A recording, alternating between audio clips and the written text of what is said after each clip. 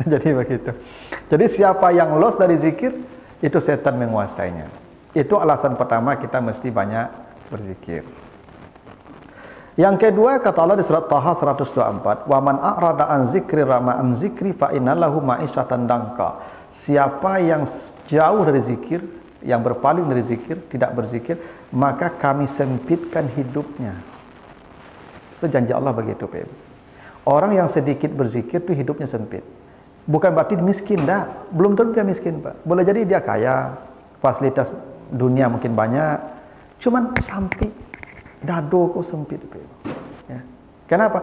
Karena zikir itu membuat ya setan leluasa menguasai jiwa hatinya. Makanya sempit.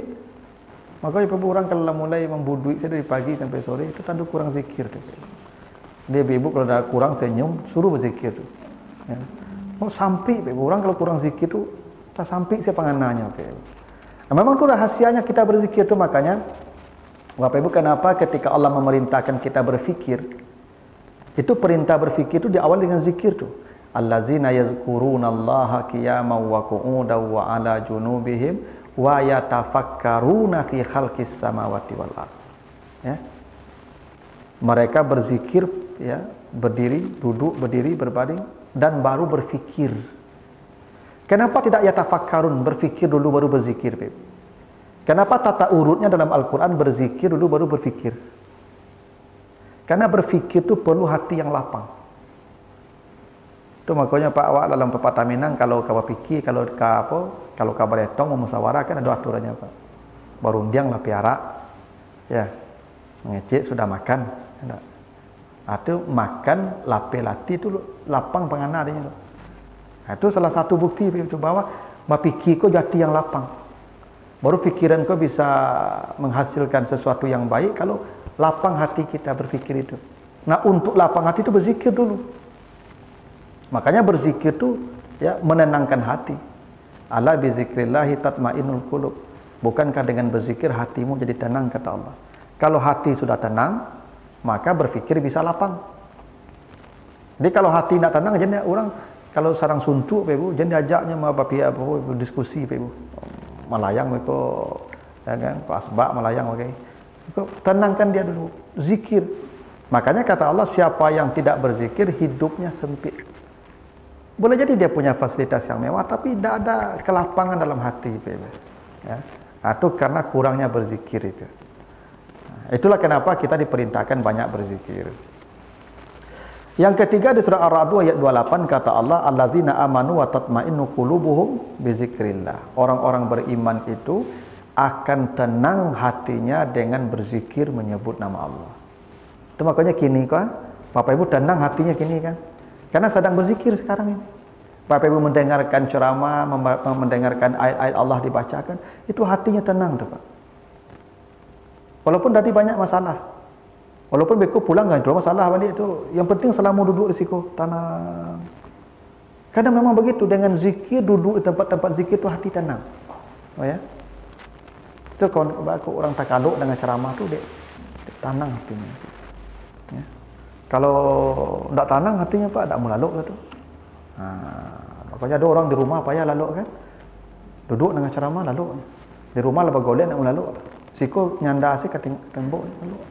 Itu bukti zikir itu menenangkan hati. Jadi makanya kalau ceramah lalu jamaah, alhamdulillah membaca alhamdulillah.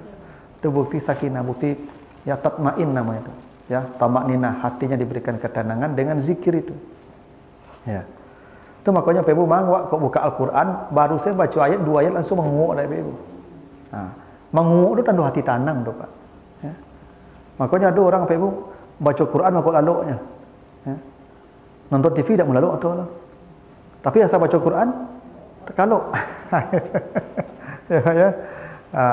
Sama lah Ibu kalau main-main tak melaluk atau lah tu. Tapi asal duduk dengan ceramah barik semata Ibu. Itu bukti tenang. Dengan berzikir hati tenang. Jangan berharap Bapak Ibu ya mencari ketenangan hati selain dengan zikir kepada Allah. Nah. Yang keempat di surah Al-Anfal ayat 33 kata Allah begini, wa makanallahu liyu'adzibahum wa anta fihim wa makanallahu mu'adzibahum wa hum yastaghfirun. Allah akan menunda azab untuk mereka selama di antara mereka masih ada yang beristighfar. Apa makna itu, Bapak Ibu? Selama ada orang yang menyebut nama Allah, azab akan ditunda untuk orang itu. Sebenarnya Bapak Ibu, Indonesia aku mungkin layak tapi azab. Cuman masih banyak orang yang beristighfar dan memanggil nama Allah. Maka azab ditunda. Andai semua orang lupa menyebut nama Allah, disitulah azab akan datang. Itu artinya zikir ini Bapak Ibu menunda datangnya bencana. Itu salah satu hebat zikir itu Bapak Ibu. Ya. Bencana, musibah, petaka, kehancuran akan ditunda oleh Allah selama masih ada yang berzikir. Itu kenapa ada hadis Nabi, kiamat tidak akan terjadi selama masih ada orang yang menyebut Allah, Allah, Allah. Selama azan masih berkumandang di muka bumi ini, Ibu, kiamat belum akan terjadi. Itulah kenapa kiamat baru akan terjadi, Pak, kalau semua orang beriman sudah dimatikan oleh Allah. Sehingga tidak ada lagi nama Allah yang keluar di muka bumi ini, disitulah kiamat akan terjadi. Jadi kita ini Bapak Ibu tidak akan menemui kiamat besar. Yakinlah Bapak Ibu. Tapi ini mati pasti, Pak. Ya, yang kiamat besar kita tidak menemukan. Kenapa? Begitu janjinya. Ya, semua orang beriman itu akan dimatikan sebelum kiamat datang. Karena goncangan kiamat itu kata Allah, azabun syadid, azab yang pedih bagi orang kafir. Di orang beriman tidak. Nah, paling tidak itulah diantara ya alasan kenapa kita disuruh berzikir oleh Allah. Pertama, agar setan tidak menguasai kita. Yang kedua, agar hidup kita tidak sempit. Yang ketiga, agar hati kita tenang. Dan yang keempat, ya, azab, petaka, bencana bisa ditunda dengan zikir kepada Allah. Ya. Nah, itu Bapak Ibu ya, di antara ya hal penting kenapa kita harus berzikir. Nah, sekarang kita akan lihat beberapa ayat dan hadis yang menjelaskan tentang keutamaan zikir. Kata Allah, ya, utlu ma uhiya ilaika minal kitab wa aqimis salata innas salata tanha 'anil fahsya'i wal munkar wa la zikrullahi akbar. Ini kalau bapak-bapak ya biasanya kalau khutbah Jumat selalu mendengar ini di penutup khutbah, Pak ya. Nah, jadi sebelum khatib turun mimbar itu selalu sebutkan wala zikrullahi akbar. Kata Allah, sungguh zikir menyebut nama Allah itu adalah ibadah yang terbesar.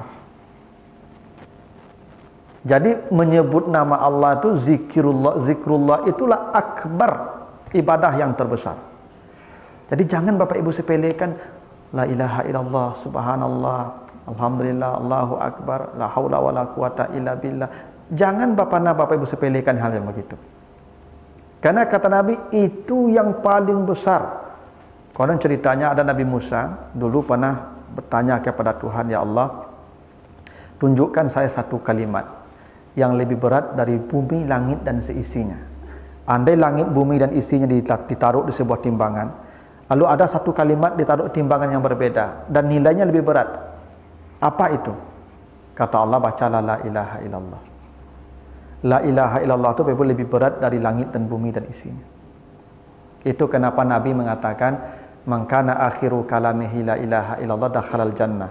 Siapa saja yang ketika dia meninggal dunia, kalimat terakhir yang keluar dari lidahnya la ilaha illallah, 70 tahun dia bermaksiat, hilang seketika. Surga menanti.